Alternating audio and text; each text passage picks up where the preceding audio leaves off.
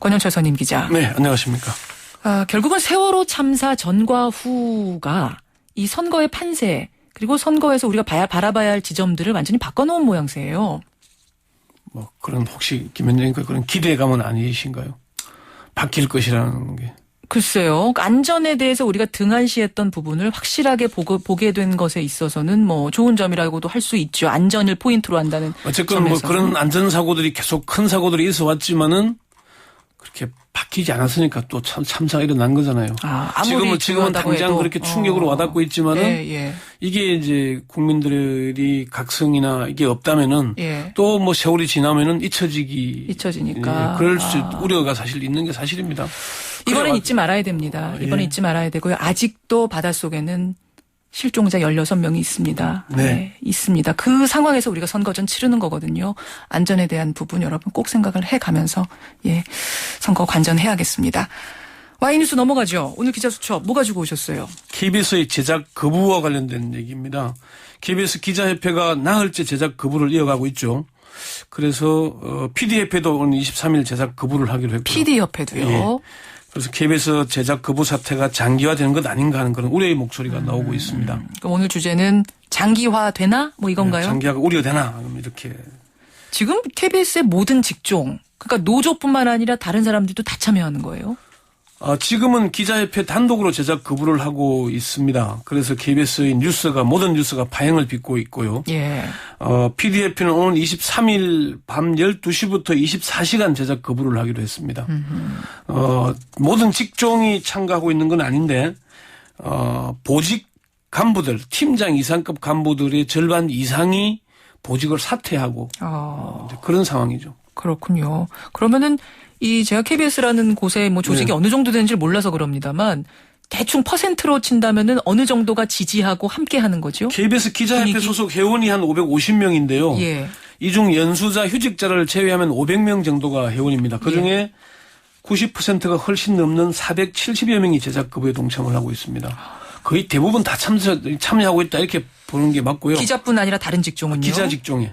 다른 직종은 어떻습니까? 다른 직종은 아직 팀장들이 보직을 사퇴하긴 했지만은 아직은 제작 거부에 들어간 건 아니고요. 보도본부 소속 보직부장이 22명이고 팀장이 54명인데 이들이 모두 보직을 사퇴하고 제작 거부에 들어가 있습니다. 그럼 다른 직종은 제작 거부까지는 아니지만 이 상황에 대해서 기자들의 움직임을 지지하는 분위기인가요?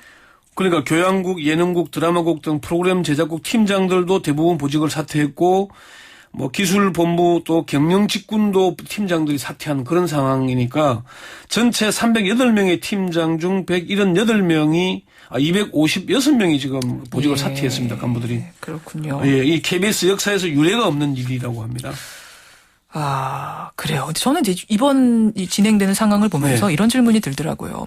사실 KBS 사장이 임명될 때마다 낙하산 논란은 쭉 있어 왔던 거고. 그렇습니다. 그렇다 보니까 자연히 보도에 개입을 하느냐 마느냐 이야기는 늘 불거졌는데. 그렇습니다. 그렇죠. 근데 이번엔 어떻게 이렇게 이례적으로 KBS 전체의 구성원들이 들고 일어나서 제작 거부를 하고 이대로는 안 된다 문제 제기를 하고 왜 이번엔 유독인가? 왜입니까? 저도 그 점이 궁금해서 KBS 구성원들에게 물어봤습니다. KBS 기자협회의 이성준 대변인은 그동안 KBS 뉴스에 대해 외압설에 대한 의혹이 있었던 게 사실이지만은 보도 책임자의 입을 통해서 사실이 확인된 건 처음이다. 보도국장, 보도본부장 이런 사람들. 보도국장 의혹이 사실로 드러난 마당에 가만히 있을 수는 없는 상황이었다. 이렇게 얘기를 했고요. KBS의 국장급 직원도 보도국장의 입을 통해 사장과 청와대의 뉴스 개입 사실이 드러난 만큼 기자들이 가만히 있을 수는 없는 일이다. 보도본부의 모든 부장과 팀장들이 보직을 사퇴하고 제작 거부에 나섰다는 건 그만큼 상황이 엄중하기 때문이다. 이렇게 말을 했습니다. KBS 기자협회에서는 그동안 쌓여온 울분이 세월호 보도를 계기로 폭발한 것이다. 이렇게 진단을 합니다. 결정적 계기는 김시곤 전 보도국장의 발언에서 촉발됐지만은 세월호 참사 보도를 보면서 보도 파트가 아닌 다른 부서에서도 KBS 보도에 문제가 있구나. 이걸 인식하는 계기가 됐다는 겁니다. 근데 이제 폭로를 처음 시작한 게 김시곤 전 국장이잖아요. 보도국장. 근데 말하자면 이 김시곤 전 국장이나 보도국 간부들도 보도 공정성을 훼손을 본인들이 얘기한 그 문제요. 말하자면 본인들도 실행자인 셈이 되는 거잖아요. 사실 KBS 내부에서도 그런 비판이 있습니다.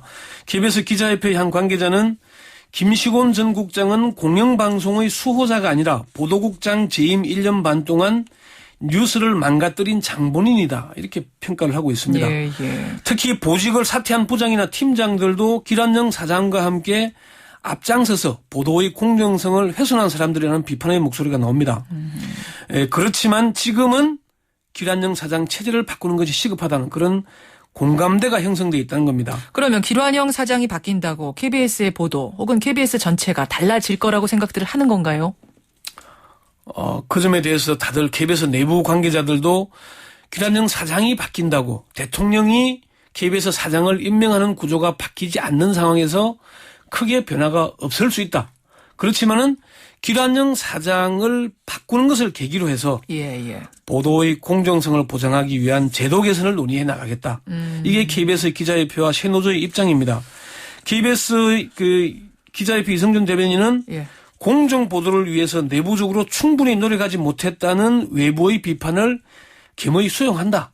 이렇게 입장을 밝히면서요. 다만 그동안 내부적으로는 싸우도 보고 성명도 내고 제작 거부도 하고 파업까지 하면서 지난한 싸움을 했지만은 편집권과 대서특권에 저항하는데 한계가 있었다. 이렇게 실토를 했습니다. 예. 지금 기란영 사장 입장은 어떤 거죠? 이게 노조의 어떤 선동에 의한 거다 이런 입장 아닌가요?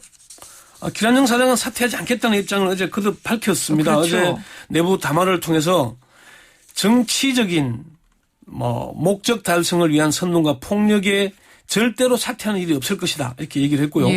또 청와대로부터 뉴스를 빼라거나 넣으라거나 그런 전화를 받은 적도 없고 김시곤 전 보도국장의 주장은 김 국장의 일방적인 주장이다. 이렇게 해명을 하면서